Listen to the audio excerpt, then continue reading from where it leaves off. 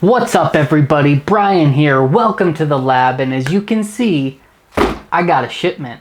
Today we got in 112 pounds of crested gecko diet. I am gonna open it up, we're gonna unbox it, have a look, and then I'm gonna go through my feeding schedule. I'm gonna tell you guys how I feed my geckos and give you my feeding schedule to help you feed your geckos.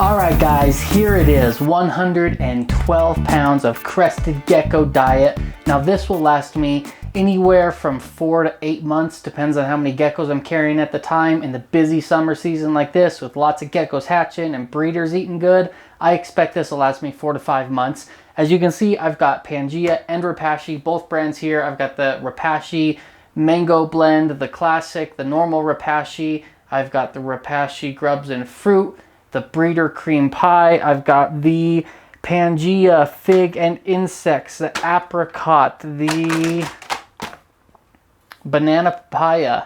Couldn't remember the second flavor on that one. I always call it papaya. Banana Papaya, and the Watermelon, of course. I rotate between all of these for my geckos. So the way that I do this is, normally I have the Pangea breeder formula as well. They were out of stock of that. The COVID-19 situation has been kind of wreaking havoc on the stock, so they were out of that, so I don't have that right now. But normally the insect-based diets are my staple for the younger and juvenile geckos, and the breeder formula is my staple for the adult breeders.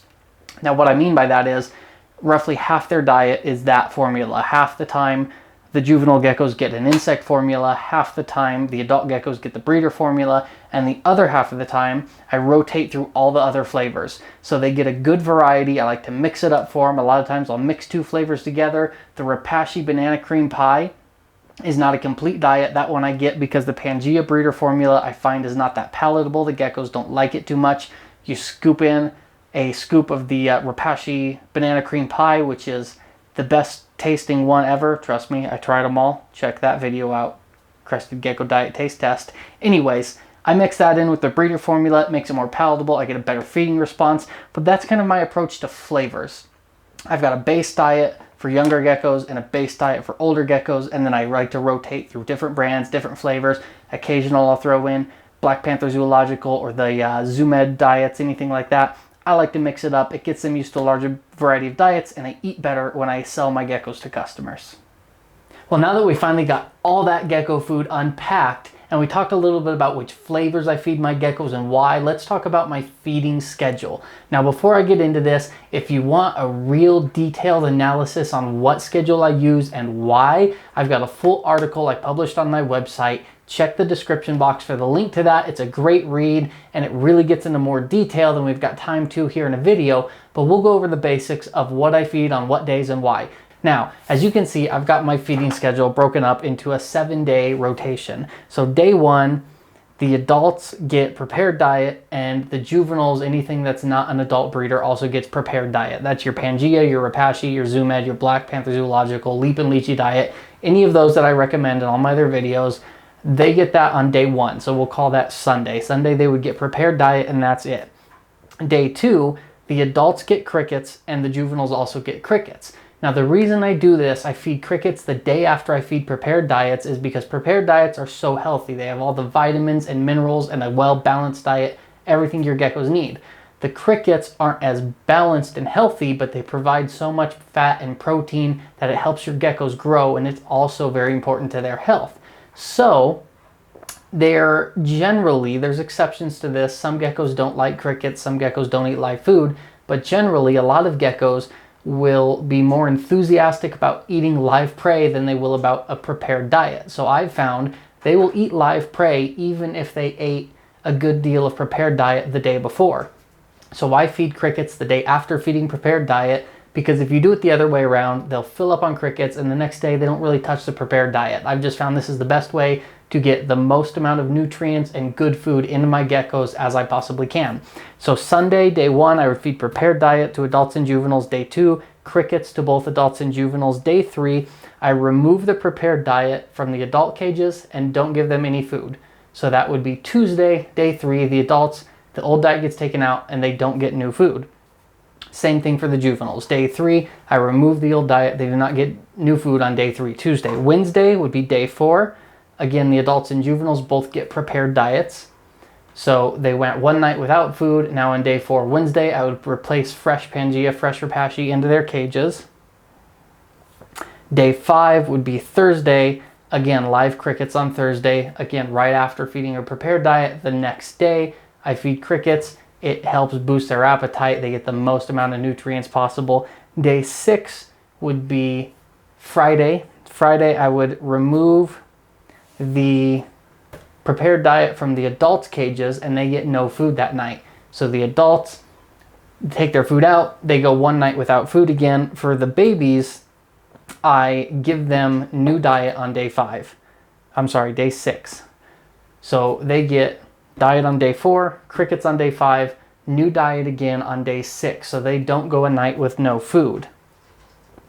Day 7, no food offered for the adults, no change. So this time they go 2 nights without food.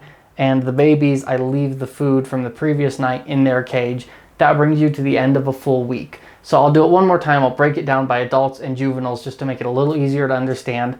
As you can see on the graph too, you can print this graph out off of my website if you want to have this hanging up to look at while you're feeding. So for my adults, a 7-day schedule. Day 1, Sunday, prepared diet. Day 2, Monday, crickets. Day 3, take all the food out and they go one night without food. Day 4, prepared diet again. Day 5, crickets again. Day 6, remove the food. They get no food offered. And day 7, no food offered again. So there's one time they go 1 day without food, one time they go 2 days without food. The babies are very similar, except they never go 2 days without food because they're younger, they have higher metabolisms, they're growing, they're building their bodies. Very similar though. Day 1 for the juveniles, prepared diet. Day 2, crickets. Day 3, remove the prepared diet, do not offer new food. They go one night without food. Day 4, prepared diet. Day 5, crickets. Day 6, another round of fresh prepared diet. And day 7, no new food. They just have whatever's left over from the night before. That's it. It's real simple, guys. Like I said, if you want more information on how I came up with this system and why this is what I use, I got a real good detailed explanation on my website in this article. Check the link in the description box if you want to give that a full read, but that's my basics on how I build my diet, my feeding schedule, and it's a great system for any of you that want to use it. Well, that is going to do it for me today. Thank you so much for joining me. I hope this helped you out. Don't forget, check the website for that link to the full article. Thank you all very much. As always, I appreciate it so much. Everybody that watches, it means a lot to me. Thank you. I will see you guys soon. I'm Brian, altitudeexotics.com/AEGeckos on Facebook and Instagram. As always, hit me up with any messages. I'll see you in the comments down below. Have a great weekend, guys.